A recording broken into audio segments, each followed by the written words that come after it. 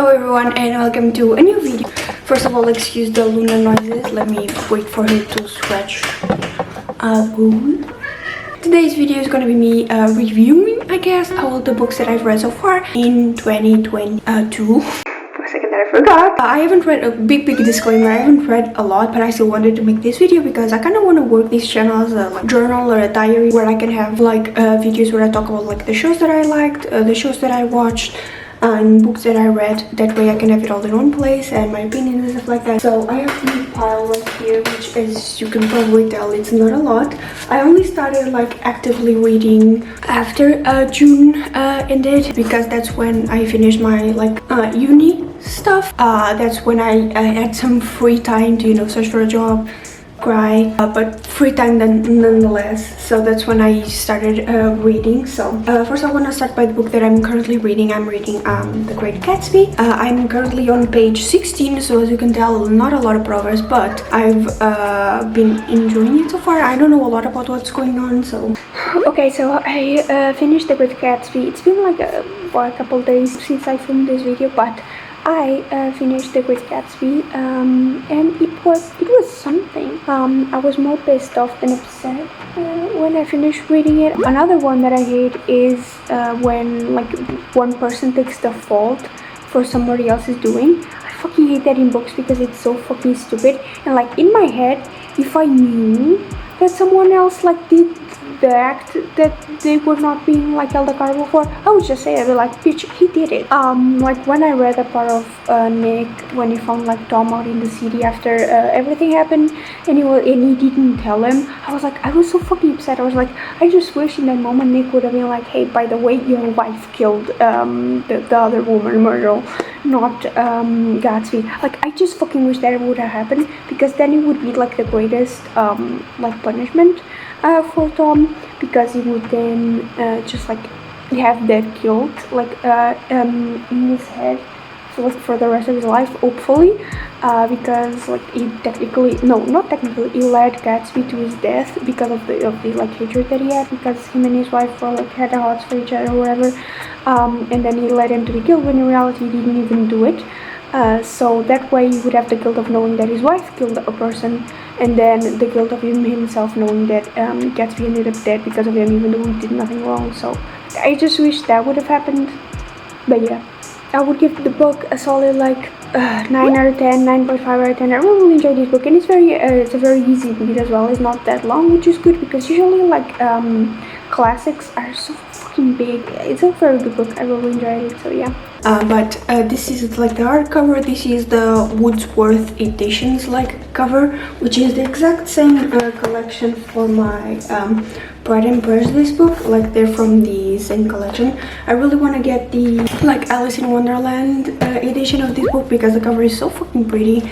I also want to read some more of Jane Austen's books, because I know that Pride and Prejudice is pretty much her most popular, but she has some other ones that I also want to read. Starting from the beginning, the first books that I finished reading this year were the Five Nights at Freddy's books, which I don't know if that's embarrassing or whatever the fuck it is, but I actually quite enjoyed myself. I'm gonna start with this number 5. They're a collection of stories. There are 3 stories in each one of these books. Oh yeah, also the other day I went to the shopping mall with my friend, and I went to the bookstore, and these books, some of these books were there in the children's section. This I read number 5 and number 6. Number 5 is called Bunny Call, and number 6 is called Blackbird. Rating, I would give it a solid 3 out of 5. It was very good. I actually liked the stories, and it was very well written, because it wasn't written just by Scott. It was written by actually writers and stuff like that. So I thought that was a very good idea. So now we have Blackbird. This one was very neat. Again, it's one of the scary ones. To this one I would give you a 3.9 out of 5. It was very good. I really enjoyed it. You can call me a child or whatever, but I actually enjoyed these books. And they were the first ones that I read this year, because I was very excited to read them, see what they were about, be part of the lore or whatever. So yeah, the next one that I read was Pride and Prejudice. I've done it on video a lot, and as you can see, it's very much tabbed. These ones aren't because first of all there's not a lot to tab, and second of all because I didn't have the tabs yet, or I wasn't really annotating either. So this is the third book that I read this year, Pride and Prejudice. Once again, one of the classics.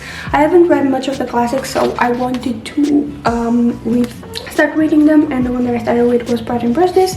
I heard a lot about this, and Jane Austen obviously, so I really wanted to read it. I got this cover, which is a hardcover. It doesn't have a lot of space to like annotate. I don't know if you can see, like either on the sides here, there's like the little spaces, but it's still not a lot. So that was one of the things that I really didn't like. Like I like hardcovers, and I like these special like smaller editions, but what sucks about it is that you don't have a lot of space to annotate, which is something that I like doing. You're gonna see in the next one as well, but still like it didn't take away from my reading experience. So these are like the tab labels, I guess, that I used for this. I have quotes, what the fuck moments, happy moments, burns, and then like the whole talk. I talked about this a little bit in the video, but it's just like the whole talk is more like the way they say things. There's just like it turned out funny just because it was at the time. Like, I am convinced it would add very greatly to my happiness. Just like it's gonna make me happy. That kind of thing. I thought it was funny, so I did it. But yeah. When it comes to like actually reading, it was a little bit hard for me because this English is very much like, what the fuck is this? There were a couple of sentences, not a couple, like a lot of sentences that I had to like reread to make sure that I understood what the fuck was going on, because like these words were like, I was like, what the fuck is this supposed to be? What the fuck is this supposed to mean? But like by like half of the book I was reading like the pages kind of okay and understanding everything that was going on, so that's good. I also watched the movie with Keira Knightley, I'm pretty sure, and it helps a lot in understanding like visual elements of the book, because when I'm reading I struggle a lot with picturing exactly what the characters are supposed to look like, so the movie really helped me a lot with that. But yeah, when it comes to the story, there were I really enjoy it. There were a lot of moments where Elizabeth pissed me off, like to no end. I was like, oh my fucking god, dude, shut the fuck up and listen, please, for once in your life, shut the fuck up and listen. And this is something that I struggle a lot when the main character is a girl. I don't know what the fuck happens with these authors, but they always make them like super fucking like oblivious and fucking dumb and stupid, and I hate that so much. Obviously I get different, like, you know, time, but like fuck that, you can sit down and think once in a while. And she annoyed me a little bit when it was like, oh, but I didn't do that, and she was like, no, but I still don't trust you. She's like, bitch, shut the fuck up and listen for once, okay? But yeah, I would give this a solid like 8.9 out of 10. I really enjoyed the book, like I said, and the movie was also very neat. Like I said, it helps solidify what I already thought of the book. And yeah, oh my god. And then we have Perks of Being a Wallflower. This is the only book of this list that is in Portuguese, because this book I've actually had it since my first year in uni. I bought this in my first year in uni alongside Love, Simon, which is a book that I read like right away when I got it, but then this one for some reason always got like pushed back and I never really read it. But yeah, I also tabbed it. This is the that I got. Happy moments, sad moments, quotes, a little too relatable, and what the fuck. This is what it looks like. I don't know if you can clearly see, but I read this book in a day. I also filmed a vlog about it, and like I said, the book is in Portuguese. Not only is it in Portuguese, but it has a lot of space. So I annotated this one a lot more in the beginning. Towards the end, I kind of was just reading and not annotating that much. Except for like little bits and pieces like that, just like oh my god and what the fucks and stuff like that. But yeah, this book, it talks about a lot of stuff that it's like very heavy, including, you know, sexual assault, rape, death, suicides, abuse, like physical abuse, domestic violence, stuff like that. And it's just when I was you know, reading this, I thought it was going to be about like some dude which just like doesn't talk a lot. I thought that that was gonna be it, but turns out it was much more heavy than that. Like, holy fuck. I have not watched the movie yet, and honestly I don't think I have any desire to watch the movie. This book already fucked me up enough as it is. I don't think I need a movie to solidify that, but if at some point the movie comes up, I'll watch it, but right now I have no desire to. So this book is 258 pages that I read in a day, like I said it on the vlog, and I really enjoyed this. Like I said, there are some moments that were a little too relatable, more related to like death and grief and how you think about like how you deal with death and stuff like that. This book does really well with that. I could relate a little bit to that. Like how this book ends, I was like, I had to Google search this shit. I was like, does this mean what I think it means? Like, what the fuck is this? Like, this poor fucking kid is so incredibly tormented. I still don't get what is like the purpose of like sending the letters, because I feel like this book would have worked just as well if it was just a diary, because from my understanding, if these are like letters, did the kid like publish the letters? Is this what it's supposed to be? The kid that received the letters just like publish them? Or like what is this? That was the only part that I don't understand. I don't know if it makes sense in the movie, but in here it kind of just like starts, so yeah, I'm sending you the letters because I know you're gonna read them, and at the end it's just like, oh yeah, I sent you the letters because I knew you were gonna pay attention to them, and that's like how it's justified. But in my head I'm kind of like, I need a little bit more of a reason. This one I would give it like a solid 9.5 out of 10. This book is really good. I really enjoyed it. Then we have moving very much away from that, we have Court of Thorns and Roses by Sarah J. Maas. Oh yeah, I didn't say this is by Stephen Chbosky. If I'm pronouncing the name wrong, I apologize. But moving on to A Court of Thorns and Roses by Sarah J. Maas. This book is very popular on BookTok, alongside the next one that I'm going to talk about. But this one, it was actually like my friend, we went on a trip once and she bought this book in Portuguese, and I was like, huh. She told me it was like okay, and I was like, okay. Then I started getting curious, so I added it onto my cart, but I didn't buy it, and then I put it on like my Instagram story, and another one of my friends was like, you should read it. She said she didn't like it, but I was like, you should read it to like make up your own opinion, and I was like, okay. So I ended up buying it in English, like I said, Court of Thorns and Roses. I have my battery is about to run out, but I really enjoyed it. I would give it like a solid like 3.9, not 3.9, a solid like 8.9 out of 10. These are the tabs that I used. I'm definitely gonna buy the next books on the series to make sure like I know what the fuck is going on. Towards the end it started getting a little like too cliche and annoying for me to enjoy, but the beginning was actually quite neat. Fair is actually one of the main characters. You know what I said about Elizabeth? Yeah, this applies to Fair as well. She's so fucking annoying. The amount of times where like these bitches go into like a universe they don't understand, they meet the person that understands the most about that world and they say, don't do this because it's bad, and every single time they're like, no, actually I think I know best, and then they go out and fucking do it. Like this scene in this fucking book where they're celebrating like whatever the fuck the festival was, where he gets like horny and wants to fuck or whatever, and he said explicitly, you don't leave this room, you cannot leave this room, you don't understand how bad this is. And she goes, I can't believe you tell me to not leave my room. Time to go out of the room. and then she almost got fucking raped. Like, are you dumb? Are you dumb? Are you?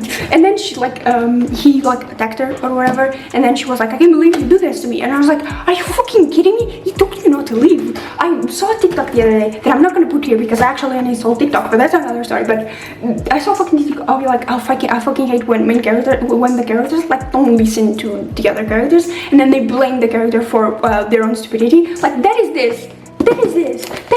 Fair, you're a dumb bitch, a very dumb bitch. It's like, it annoyed me as well.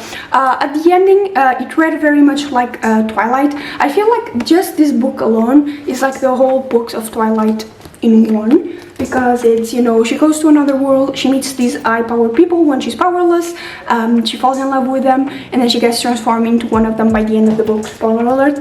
By the end of the book, which is exactly what happens in Twilight, she meets the vampires, she gets to be friends with them, she falls in love with Edward, and then by the end of like when she gets pregnant, she's about to die, she gets transformed into a vampire as well. I feel like it's this, but in just like one book, which I think is very neat. Moving on to the Midnight Library. This book also talks a lot about grief and death and very serious topics like suicide and stuff like that. It was a very good book. I keep like unknowingly buying books that deal with like death and grief and stuff like that, and for me death is a very like sensitive topic. I don't like talking about it, I don't like mentioning it, just because it's not a thing, but not for me. I don't mind when other people do it, but not for me. It's about this girl, Nora Seed, who like a series of things start to go wrong in her life, and she decides to commit suicide. But before she can fully die, she enters this realm called the Midnight Library. It's different for every single person. For her, it's a library, and in this library, it's always midnight, and when the time is stopped there. And what happens is, in this library, there's a bunch of books, and in these books is every single like possible outcome of every single possible choice that you had in your life. So for example, Nora, she really liked swimming, she wanted to be a glaciologist and a bunch of other stuff. So in this book there's a choice for her, like when she enters the library, she can choose a book where she chose to date this other guy dead, and in this book she can make the choice to be a glaciologist, and in this book she can make the choice to have a vineyard, or to be famous in a group with her brother and stuff like that. Basically, she just like chooses very different lives and lives them. And what happens is, if like the life, if she enters a life and she starts regretting something in her life, she's immediately transported back to the Midnight Library, and it happens every single time until she finds a life that she like can fully live in without any regrets. And if she finds a life that she can live in without any regrets, she starts to forget that the Midnight Library even existed in the first place, and she just kind of like lives the life as if it were hers. So I really enjoyed the book. Like I said, I had no idea what this was about when I first started reading it, so I really enjoyed the topics mentioned here. Like I said, death, very scary. I wish this was true, but as far as I'm aware, I don't think it is, but it would be neat if it was. I annotated a little bit in this book because it has like these spaces. At the end of chapters, it has quite a bit of space left, so you can kind of like write a lot in it, so I appreciated that. I also made this little like note here because I wanted to like mention it as well, because what happens is, when you get like, when you choose another life to go into, you go into that life and you have no memory of what happened in that life that you missed, and that is so like scary for me. The comparison that I made here is about like with the movie like 13 going on 30. If you guys have watched the movie, obviously it's a classic. So she's like, the little girl wishes to be 30, and then some fairy dust or whatever the fuck falls on her, and she wakes up the next day and she's 30. The problem is that she doesn't remember anything that she did from 13 to 30, so all those years are like completely fucking blank, and there is nothing scarier than that. I would fucking hate to wake up in a body and not remember anything that I've done in the past like years. Dude, I wake up every morning afraid of what I did like while I was asleep. What do you mean, like going years and years and years having no clue what happened in your life, what you've done, what you haven't done, what kind of relationships you have? That scares me to no end, and this constantly happens because she's constantly going to different lives of her, different versions of her in different universes, and it's just like, oh, the constant anxiety I would feel if I was her, like hopping onto different lives. Once again, spoiler alert, in the end she ends up going back to her own life, the one that she was already living, and I think that's very neat, and her life kind of like gets a little better, so I thought that was very neat. Oh yeah, and the book starts with the death of a cat, and I do not enjoy that. I very much do not enjoy it. Fuck you, Mad Haig, how dare you, how dare you. It's just death of cats, which always makes me want to cry, so it was another tears for the book. But yeah, I cried quite a little bit reading this book as well. I thought it was very neat, and I definitely recommend it for people. So yeah, these are the books that I read so far. I would give the Midnight Library a solid like 4.5 out of 5. I was about to say out of 10 now. A solid like 8.9 out of 10, maybe. I don't know, I'm not good at giving like ratings, but this is what like the tabs look like. As you can see, I haven't read a lot, but I'm still happy that I've been reading a lot more this year than I did last year. And yeah, I still have a couple of like portraits books that I really want to read because I never finished them and it pisses me off that I haven't finished them. This was the video for this week. I hope you guys enjoyed it. I know I did, and I'm definitely gonna start making a lot more of these. The more I read, the more I'm gonna make these, because like I said, I want to make these kind of videos to kind of remind myself what books I've read, what series I've watched, what I liked, what I didn't like. So yeah, I hope you guys enjoyed this video, and I'll see you guys the next time you decide to watch another one of my videos. Bye bye.